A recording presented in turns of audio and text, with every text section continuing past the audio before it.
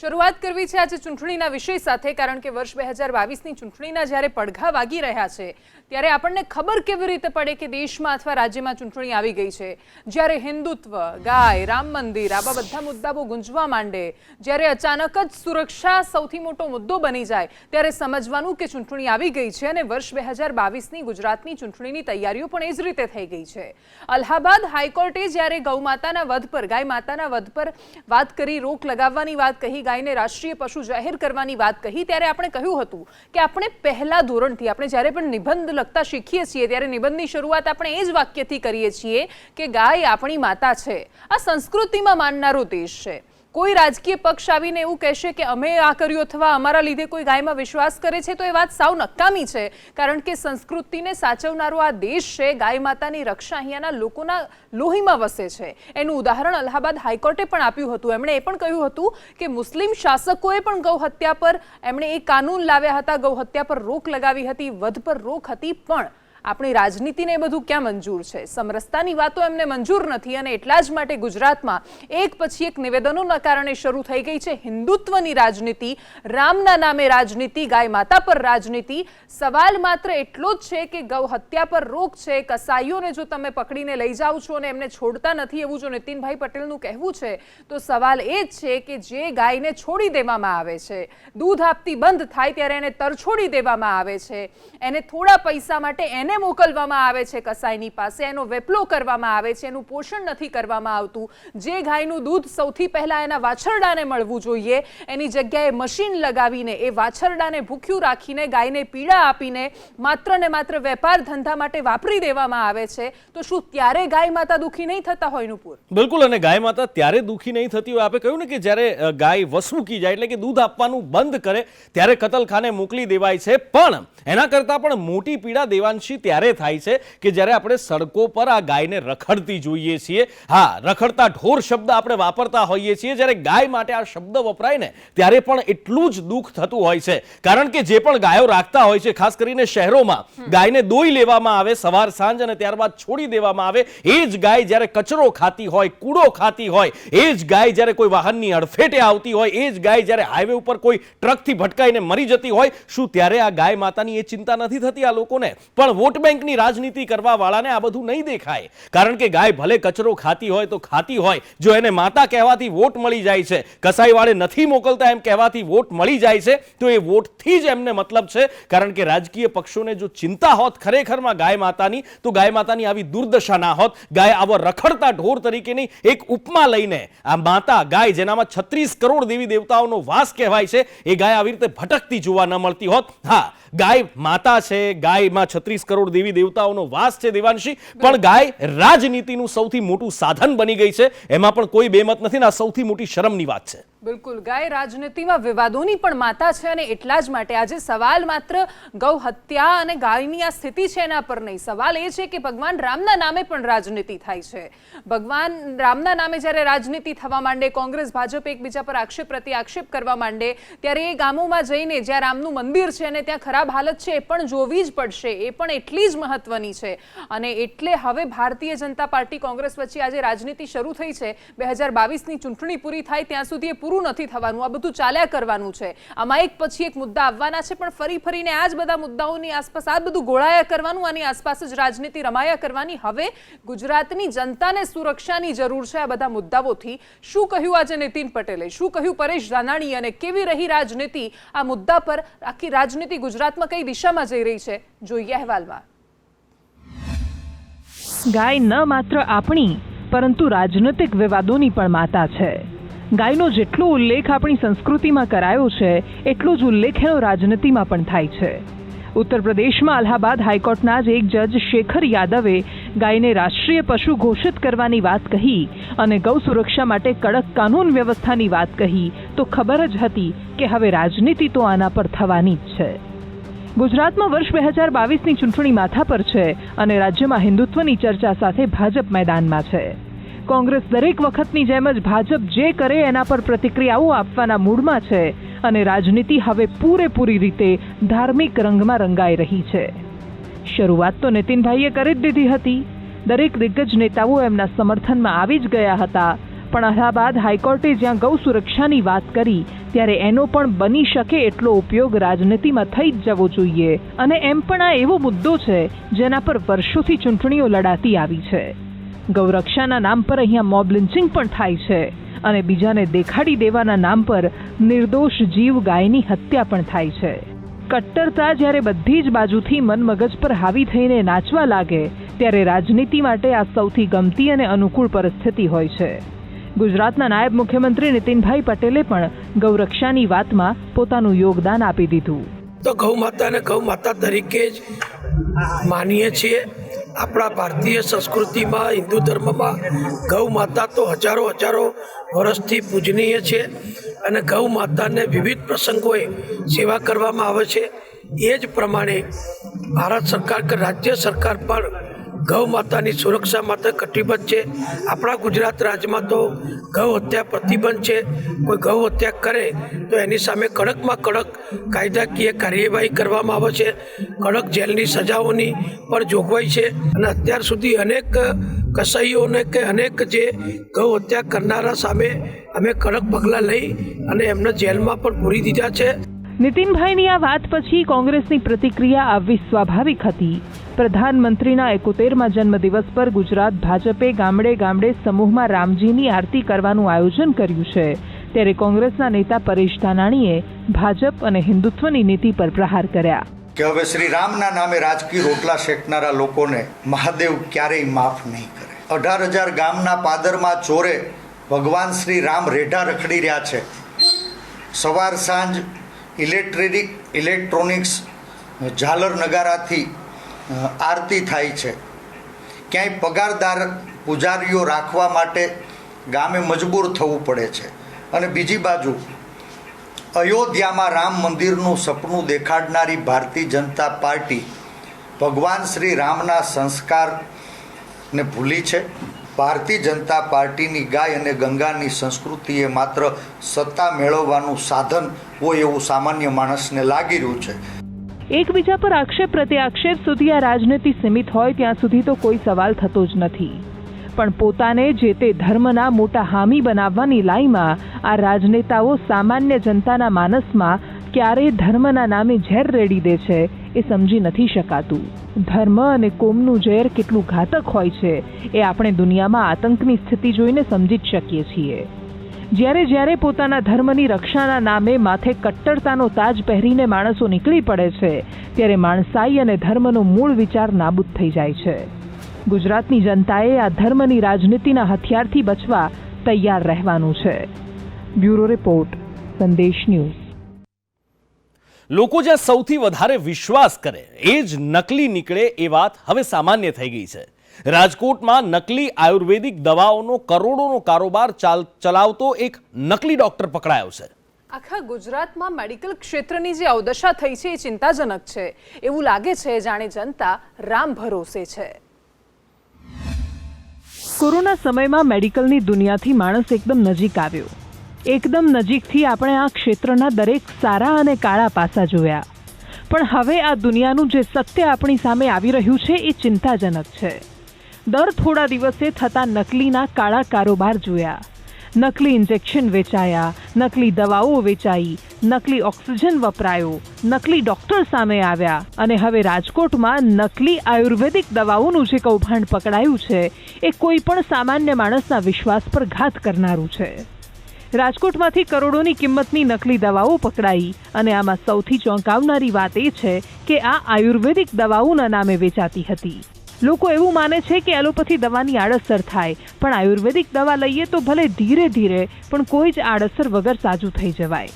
પણ આ દવાઓ બને કેવી રીતે છે અને લોકો આયુર્વેદના નામે કેવા ગોરખધંધા ચલાવે છે એ રાજકોટમાં જોઈએ ત્યારે સવાલ થાય કે લોકોના વિશ્વાસ સાથે આવા નાટક શું કામ ચાલે છે.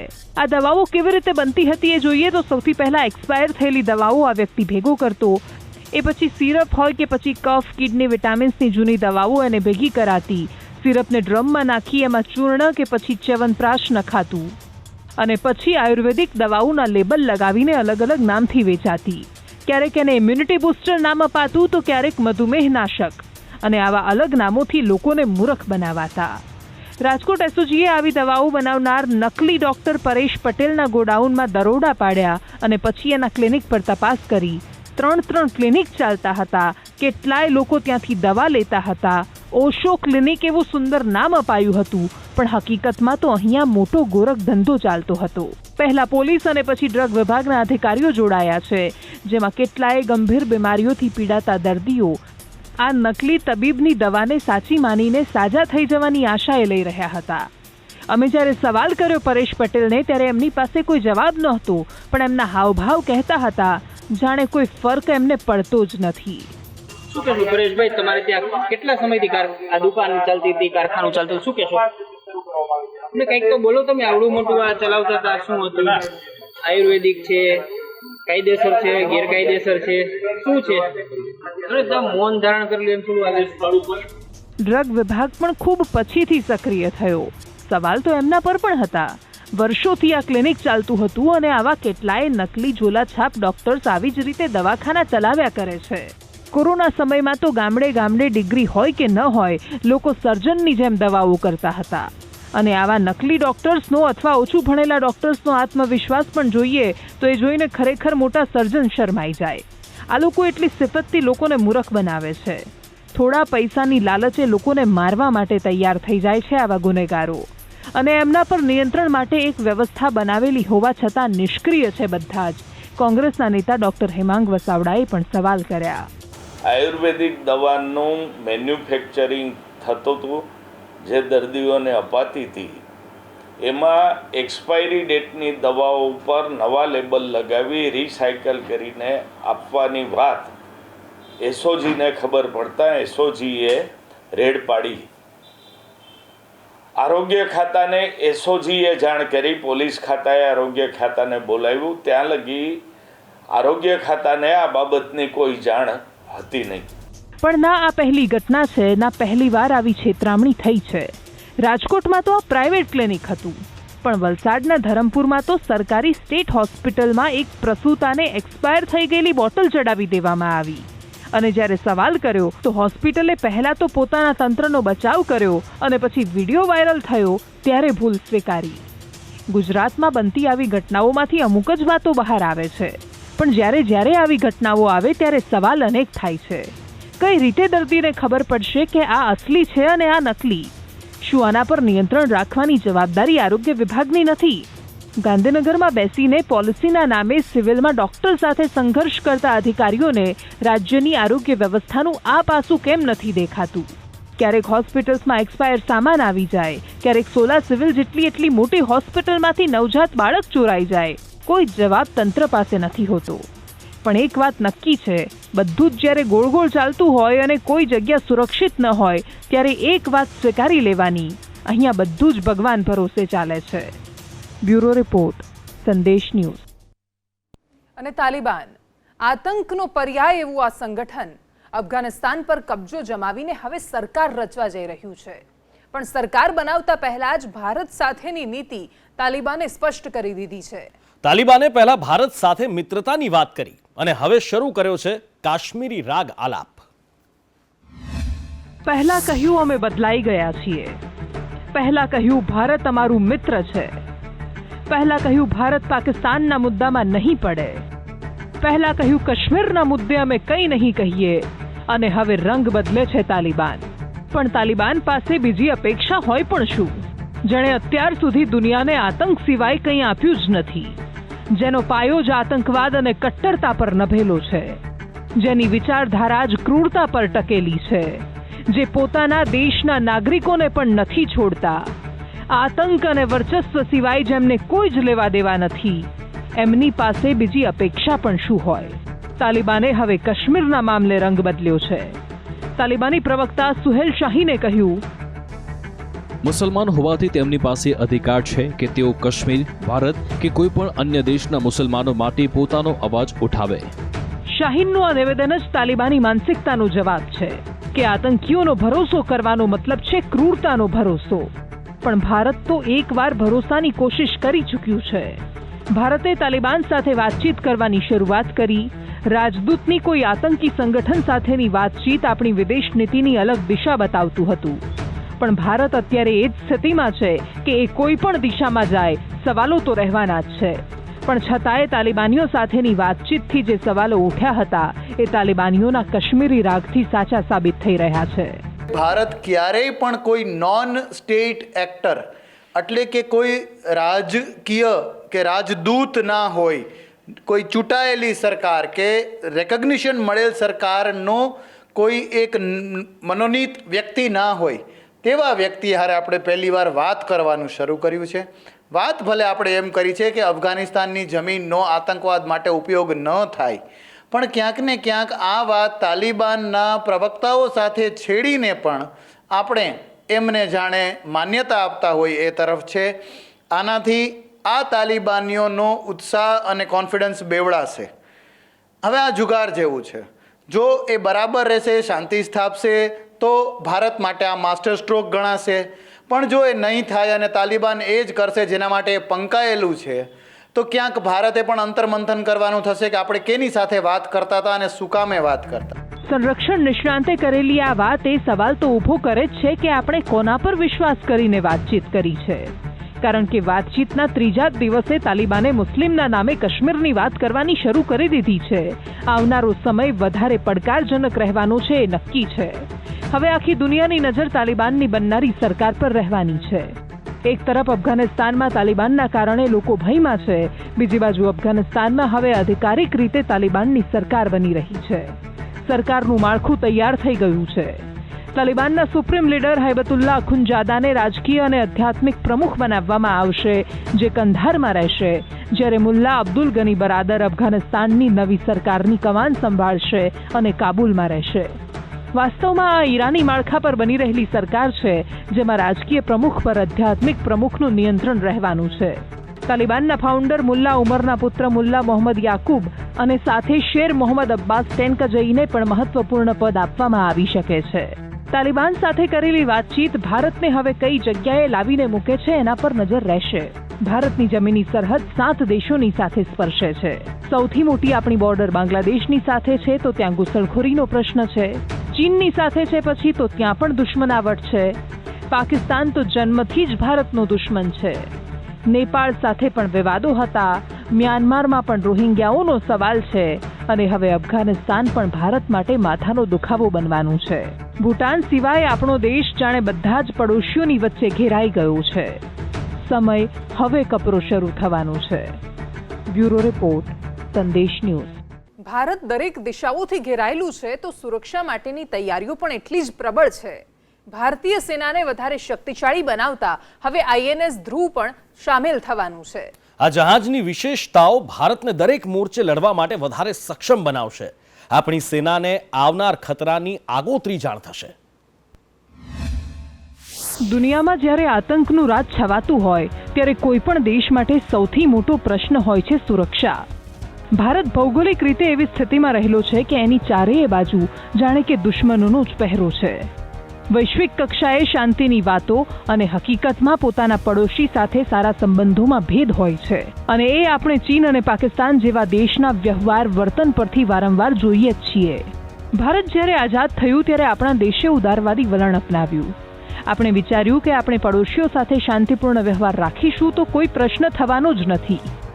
પણ આઝાદીના તરત પછી પાકિસ્તાનનું આક્રમણ હોય કે વર્ષ 1962માં ચીનનું આક્રમણ, આ બે યુદ્ધ ભારત માટે બરબાદી અને વિનાશ બનીને આવ્યા. ચીને આપણા વિસ્તારો પર અતિક્રમણ કર્યું, પાકિસ્તાને પણ કાશ્મીરનો એક હિસ્સો પડાવી લીધો. આતંકવાદીઓ માટે આ જગ્યાઓ સ્વર્ગ બની ગઈ અને આપણે ઇતિહાસમાંથી શીખ્યા કે શાંતિની વાતો હાથમાં હથિયાર રાખીને જ કરી શકાય છે. બાકી આપણે ગમે તેટલા ઉદારવાદી કે શાંતિપ્રિય રહીએ, દુશ્મનના વિચાર નથી બદલી શકવાના. અને એટલે જ આજે બુદ્ધમાં માનવાવાળો દેશ યુદ્ધ માટે પણ હંમેશા તૈયાર હોય છે. દરેક ક્ષેત્રે ભારત પોતાની યુદ્ધ વ્યવસ્થાઓ અને હથિયારો વિકસાવી રહ્યું છે. જળ, સ્થળ અને હવામાં યુદ્ધ માટેની તકનીકો પર કામ થઈ રહ્યું છે. પરમાણુ હથિયારોના ઉપયોગ માટેના સંસાધનો વિકસાવાઈ રહ્યા છે.